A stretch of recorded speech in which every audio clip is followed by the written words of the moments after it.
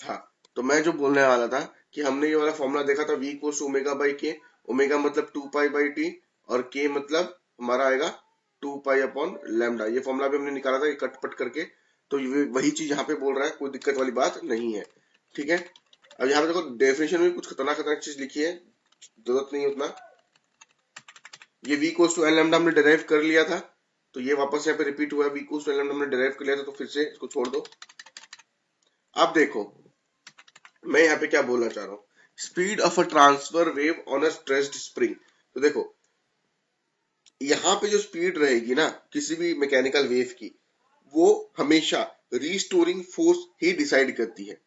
ठीक है, इसमें कौन डिसाइड करता है? Restoring force. तो ये जो स्टेटमेंट यहाँ पे लिखा हुआ है इसको अपनी कॉपी में लिख लो, because it can be your conceptual question. ये कंसेप्चुअल क्वेश्चन के बेसिस पे आ सकता है आपके, तो इसको लिख लो। ये वाला कहानी होने के बाद में आपको एक बात और समझ में आनी चाहिए, यहाँ पे आपको कुछ थोड़ा सा दिख रहा होगा कि किस तरह से ये जो दिख रही है यहाँ पे, ये वेव, ये इसको देख रहा। और यहाँ पे जो लिखा उसको देखो, यहाँ पे क्या लिखा हुआ है कि जब भी स्ट्रिंग को स्ट्रेच्ड किया जाता है और उसको ऐसे झटका दिया जाता है, तो उसमें एक जर्क बनता है जो कि ट्रैवल करता है इस तरह से। ये जो जर्क दिख रहा है, ये ट्रैवल करेगा, ये ट्रैवल करेगा, ये ट्रैवल करेगा with a speed v, with a speed v। ठीक है, अब यहाँ पे एक डेरिवेशन है बहुत खतरनाक सी, कुछ काम की नहीं है, ये काम की है। देखो यहाँ पे क्या है, किसी भी जब भी हमारा वो ऐसे करके जा रहा होता है, स्ट्रिंग ऐसे करके जब जा रही होती है, ठीक है, जब ये ऐसे करके जा रही होगी तो स्ट्रिंग में टेंशन होगी। आप बोलेंगे हाँ होगी सर। टेंशन होगी, हाँ होगी सर। तो हम speed of this transverse wave निकालेंगे in terms of the tension and the mu, जिसमें म्यू क्या है हमारा? म्यू हो गया हमारा mass per unit length of the string, mass per unit length of the string. अब देखो एग्जाम में कैसा क्वेश्चन आ सकता है, मैं आपको बताता हूँ कि if the mass per unit length of the string, if the mass per unit length of string is मान लेते हैं 2 ग्राम पर मीटर पर centimetre, and tension in the string is 50 Newton. बताओ वेलोसिटी कितनी होगी? तो हम लोग को देखिए यार, ये तो स्ट्रिंग में मास में ये सब दिया है, कहां से वेलोसिटी निकालेंगे? तो देखो हमें इतना मेहनत करना पड़ता है एग्जाम में, बट इतना नहीं करना है आप लोगों को। आप लोगों को सिंपल से याद रखना है कि टी बाई म्यू करके हमारा फॉर्मूला आ जाएगा। ठीक है, तो देखो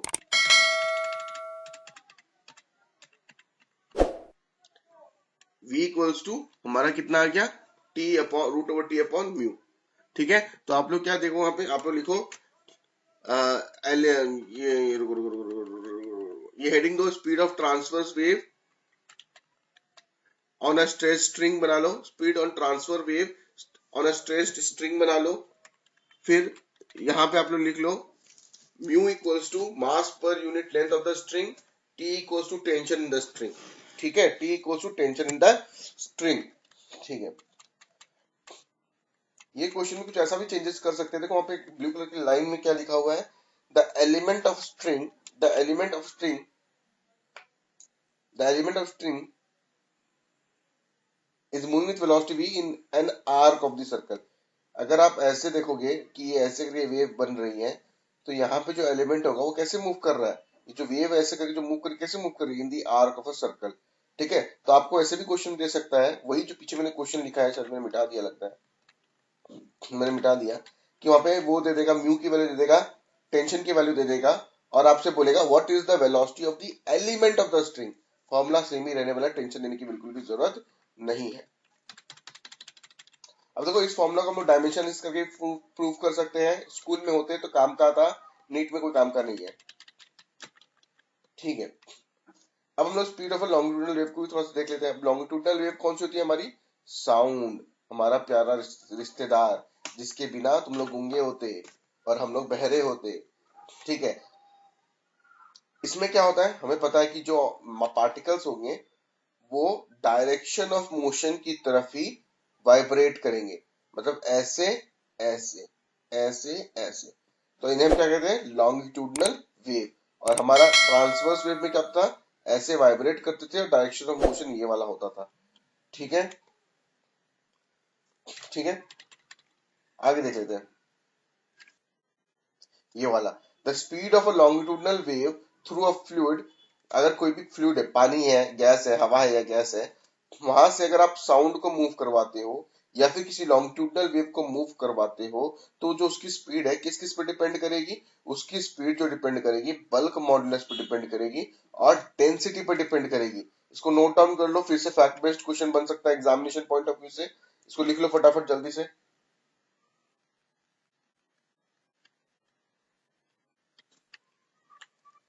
हाँ, अब यहाँ पे देखो, मैंने लिखवा दिया कि जो velocity of the longitudinal waves है वो आपके बल्क मॉडुलस और डेंसिटी पे डिपेंड करेगी। इन किस तरह से डिपेंड करेगी वो तो हमें पता नहीं था, लेकिन इसको हम लोगों ने एक फॉर्मूला से नोट कर लिया कि velocity of longitudinal wave is given by root over B upon इनके bulk modulus upon density of that fluid जिसमें ये मूव करेगा। ठीक है, जबकि अगर आपने ये किसके लिए भाई, ये फ्लूइड के लिए। फ्लूइड में क्या होता है दोस्तों? वॉल्यूम होता है। वॉल्यूम होने से क्या होगा? वॉल्यूम होने से बल्क मॉडुलस यूज होगा। क्या यूज होगा? बल्क मॉडुलस यूज होगा।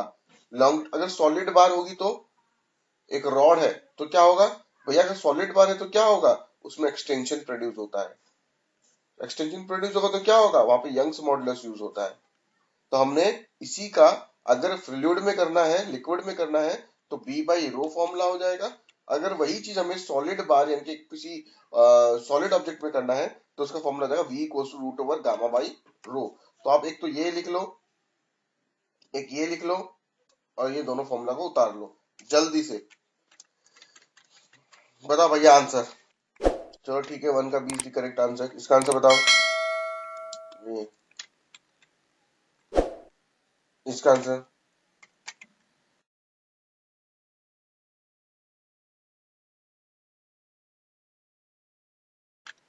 अब देखो, speed of sound in gases का एक फॉर्मूला होता है। ठीक है, बेसिकली एक फॉर्मूला निकाला गया था।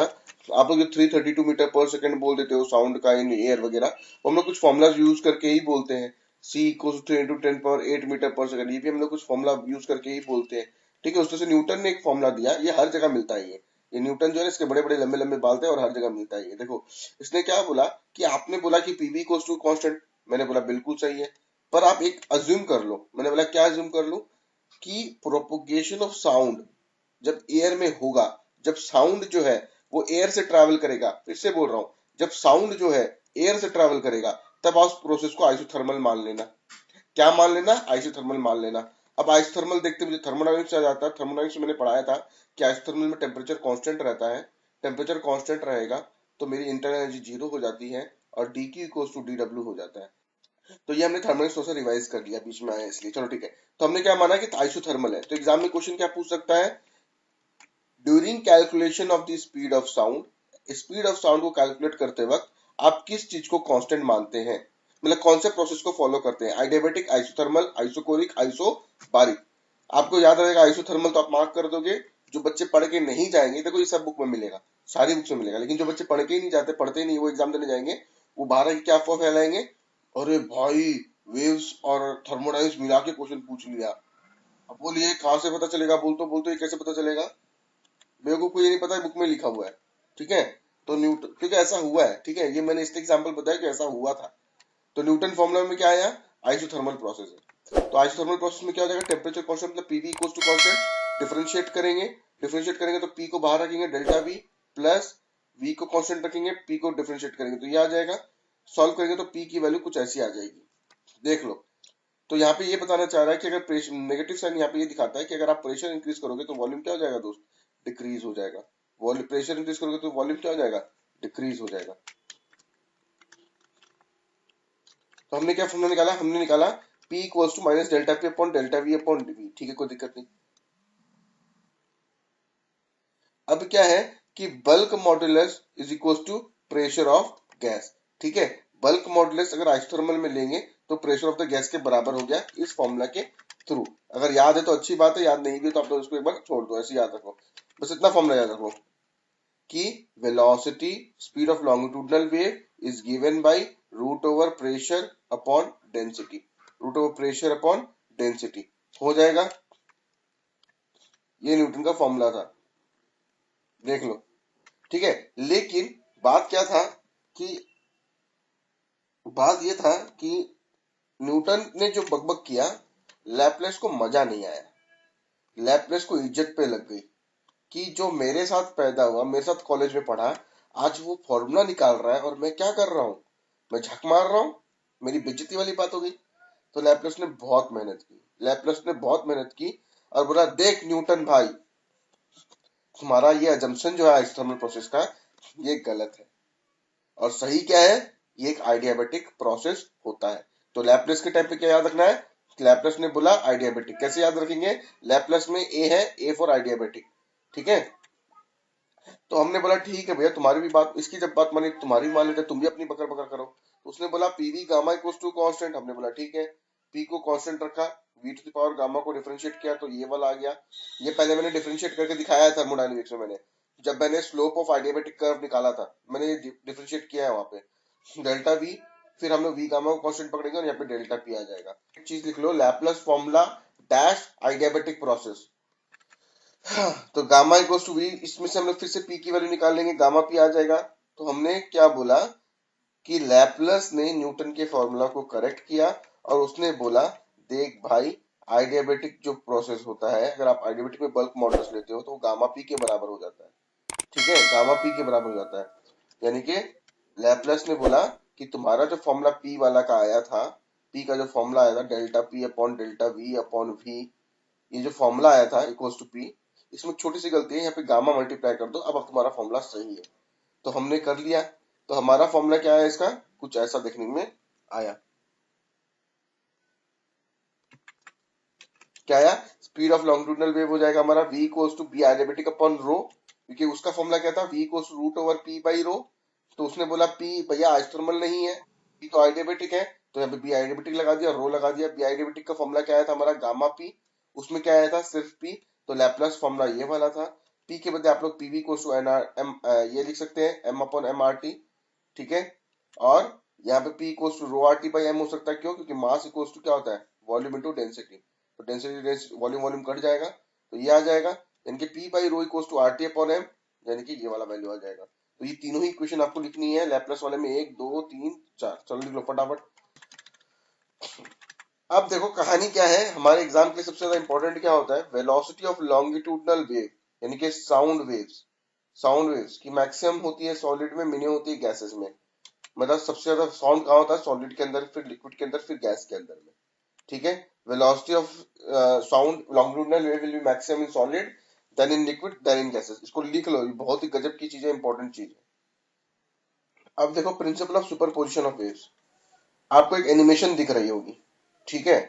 Principal of superposition of waves में क्या होता है कि जब भी दो वेव्स आकर के मिलती हैं, जब भी दो वेव्स आकर के मिलती हैं तो कुछ अलग काम होता है, ठीक है। दो वेव्स आकर के मिलती हैं तो कुछ अलग होता है। अच्छा मुझे एक बात, आप लोगों ने वेव ऑप्टिक्स पढ़ लिया क्या, वेव ऑप्टिक्स पढ़ा है,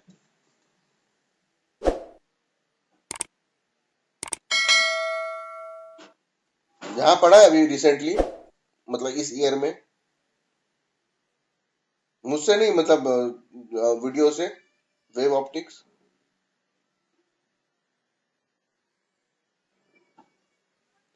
यहाँ पे किस किस को वेव ऑप्टिक्स का हल्का फुल्का ज्ञान है, हल्का फुल्का ज्ञान है, बताओ।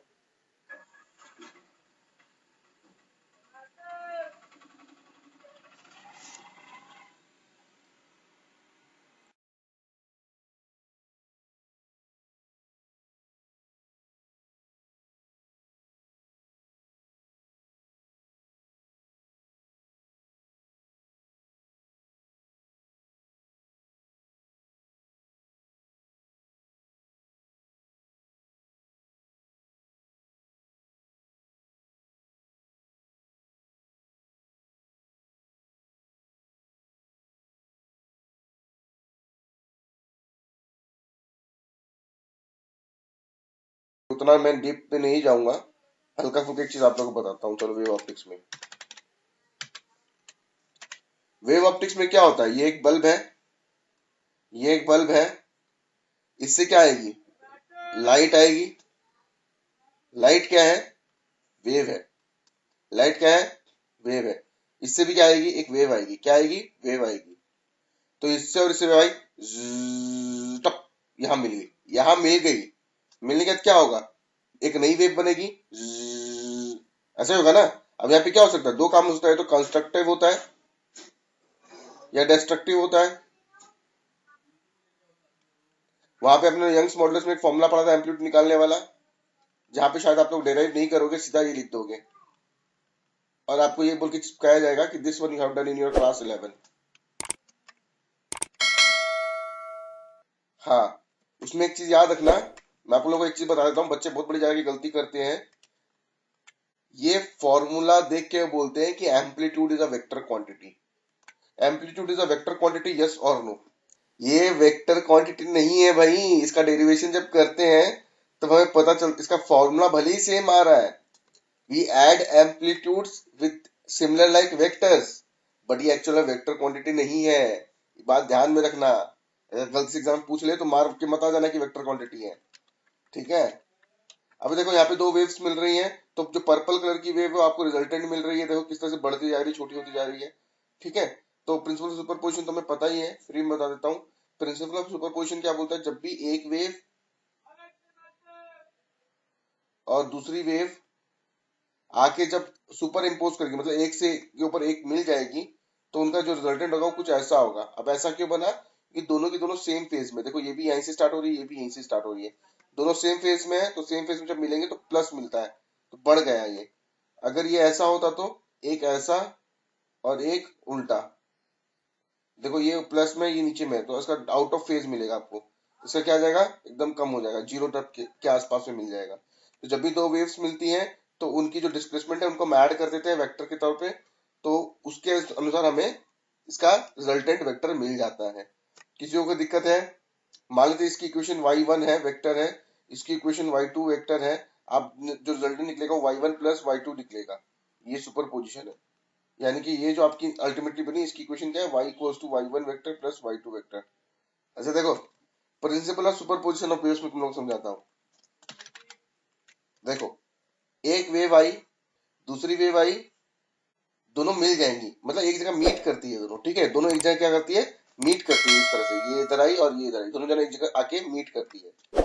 मीट करेंगी तो क्या होगा, या तो अच्छा होगा या खराब होगा, या तो अच्छा होगा या खराब होगा।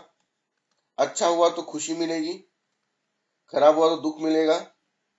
अच्छा हुआ तो खुशी मिलेगी, मतलब कॉन्स्ट्रक्टिव काम होगा, कुछ कुछ अच्छा काम हुआ होगा, कॉन्स्ट्रक्टिव काम हुआ होगा।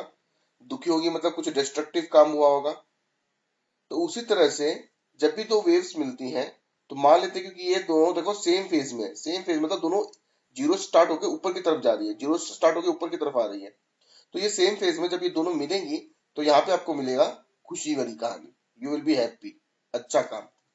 लेकिन जब भी दूसरी वेव, दो वेव्स, एक ऐसे है और दूसरी वाली जो वेव है वो कुछ ऐसे है, ये नीचे से स्टार्ट हो रही है, तो ये 180 डिग्री फेज में, ये ऐसे है तो ये ठीक इसकी उल्टी है, मिरर इमेज है इनके 180 डिग्री फेज में।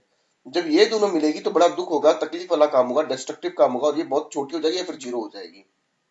तो अब ये कैसे पता चलेगा, अभी मैंने तुमको बता दिया, तुम सुन लेती हो, तुम सुन ली, तुम नाचते फिरते गई एग्जाम में, कुछ और डायग्राम दे दिया, एग्जाम में ऐसा डायग्राम दे दिया, लो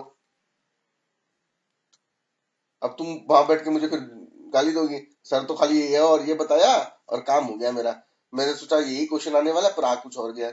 तो उसी लिए प्रिंसिपल ऑफ सुपरपोजिशन बनाया गया, ताकि वो ये बोला कि जब भी दो वेव्स जिनका इक्वेशन डिस्प्लेसमेंट y1 वेक्टर है, y2 वेक्टर है, जब ये दोनों मिलेंगी तो उनका जो रिजल्टेंट वेक्टर, रिजल्टेंट डिस्प्लेसमेंट आएगा, वो इनके वेक्टर समेशन करने पे आएगा, इनको वेक्टर के तौर पे ऐड कर दो।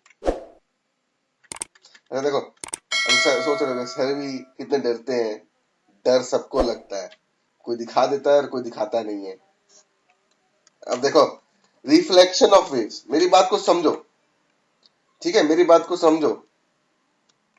अब यहाँ पे क्या हुआ कि मैंने एक वेव को भेजा, ये देखो ये वेव गई, ये टकराती है और वापस पीछे आ जाती है, देख रहे हो यहाँ पे, देखो। तो इस चीज को हम लोग क्या कहते हैं, reflection of waves. I hope clear है। अब देखो यहाँ पे क्या हुआ, जब भी वेव्स इंसिडेंट रहेगी किसी भी बाउंड्री पे बिटवीन टू मीडियम, ये एक मीडियम है, ये अलग मीडियम है, a part of the incident wave returns to its initial medium reflection while the remaining is partly absorbed and partly transmitted to second medium।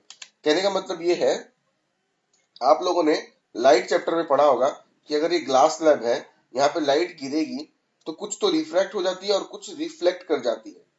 उसी तरह से जब भी कोई वेव्स जा रही है एक मीडियम से दूसरे मीडियम में, तो कुछ पार्ट उसका रिफ्लेक्ट कर जाएगा और कुछ पार्ट रिफ्रैक्ट होकर मतलब अंदर की तरफ चला जाएगा। देखो इस तरह से, देखो ये वाला ब्लैक, डार्क ब्लैक वाला एब्जॉर्ब हो गया और ये पतला वाला रिफ्लेक्ट हो गया। अब एक और वेव्स आप देखिए, हम लोग दीवार में, ये वाला हम लोग क्या करते हैं, दीवार में हम लोग कभी कभी करते हैं ना, घर में कपड़े सुखाने के लिए यहाँ पे एक रस्सी बांध देते हैं और हम लोग बदमाशी करते हैं, इस रस्सी में ऐसे से करते हैं तो ये रस्सी वेव्स रिटर्न आती है। तो वहां पे देखो कुछ ऐसा केस चलता है। यहाँ पे देखो, आपने ऐसे झटका झटका दिया, वेव्स प्रोड्यूस हुई, वो दीवार से टकराएगी, रिटर्न होके आ जाएगी। ठीक है, तो यहाँ पे मैं क्या बोल रहा हूँ, अगर स्ट्रिंग को फिक्स कर दिया जाए at any point, not right hand, right hand हो या लेफ्ट हैंड हो, यहाँ पे फिगर में देख लो राइट हैंड दिया हुआ है, इसलिए यहाँ पे राइट हैंड लिखा हुआ है। जब ये पल्स यानी कि ये वाला अराइव्स एट द एंड, यानी कि यहाँ पे ये एक अपवर्ड फोर्स एक्सर्ट करता है ऑन दी वॉल, ध्यान से देखो। ठीक है, अब बाय न्यूटन्स थर्ड लॉ क्या हुआ, अगर आपने ऊपर में दिया तो आपको नीचे में एक फोर्स मिलेगी। इसी की वजह से ये जो रिएक्शन जनरेट होता है और इसके वजह से आपकी जो वेव है ठीक उल्टी हो जाती है। अब यहाँ पे क्या हो रहा है कि आपने मतलब देखो मैं समझाता हूँ, एक रॉड ले ली, यहाँ पे एक रिंग बांध दी, ये रिंग मूवेबल है, ऊपर नीचे जा सकती है, यहाँ से रस्सी बांध कर ले आए, यही वो वाला केस है। ठीक है, तो जब आपकी यहाँ पे जब वो पहुंचती है तो क्या हुआ, देखो जैसे आपने यहाँ पे वो प्रोड्यूस किया वेव, तो रिंग भी ऊपर की तरफ चली जाएगी और ये वापस नीचे आएगी, तो वापस से वेव ऐसी आ जाएगी। मतलब यहाँ पे आपको, क्योंकि रिंग ऊपर की तरफ चला गया है तो वो एक रिफ्लेक्टेड पल्स पैदा करेगी और ये सेम एम्पलीट्यूड की रहेगी, सेम फेज में रहने वाली है। फ्री एंड रहने में और रिजिड एंड रहने में, अगर एग्जाम में क्वेश्चन आ गया या फिर चलते फिरते आपको किसी ने पूछ लिया, या रात को सो रहे हो सडनली किसी ने क्वेश्चन पूछ लिया कि बताओ भाई क्या पूछ रहा था, हाँ उसने पूछ लिया, if one of the end of the string is fixed, अगर एक एंड स्ट्रिंग का फिक्स्ड है तो मैंने जो वेव दी, जो मुझे वापस वेव मिलेगी उसका फेज कितना होगा बताओ। मैंने एक फिक्स्ड एंड पे वेव लगाई, मैंने ये वाली वेव दी, मान लेते हैं ये वाली वेव दी, देखो मैंने ये वेव दिया ये वाला, तो मुझे क्या इसका फेज क्या मिलेगा रिटर्न।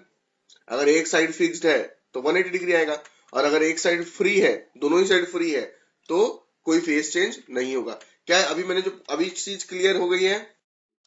आप लोग क्या करना, देखो मैं बताता हूँ, हेडिंग दोगे ये वाला, string is fixed at its right and, इतना लिख दो। फिर आप लोग एक डायग्राम तो ये वाला बनाओ,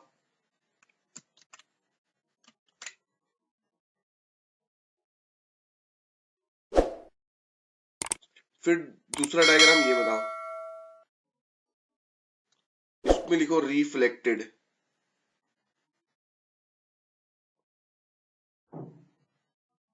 इसको लिखो रिफ्लेक्टेड वेव। ठीक है, और ये वाली चीज लिख लो। ठीक है, ये वाली चीज लिख लो, ये जो बबल क्लाउड में बना हुआ है, द रिएक्शन फोर्स जनरेट्स वाला, इसको लिखो। फ्री एंड में लिखो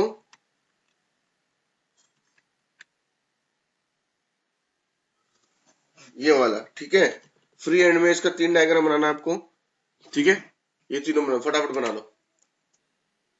आगे बढ़ते हैं, ये भी लिख लिया है, तो चलो तारीख आंसर दो हमको। आंसर बी, अगर फिक्स्ड एंड रहेगा दीदी, यहाँ पे देखो फिक्स्ड एंड है, फिक्स्ड एंड मतलब फेज चेंज हो जाएगा पाई से। ठीक है, ये वाला करो, चलो देख लेते हैं।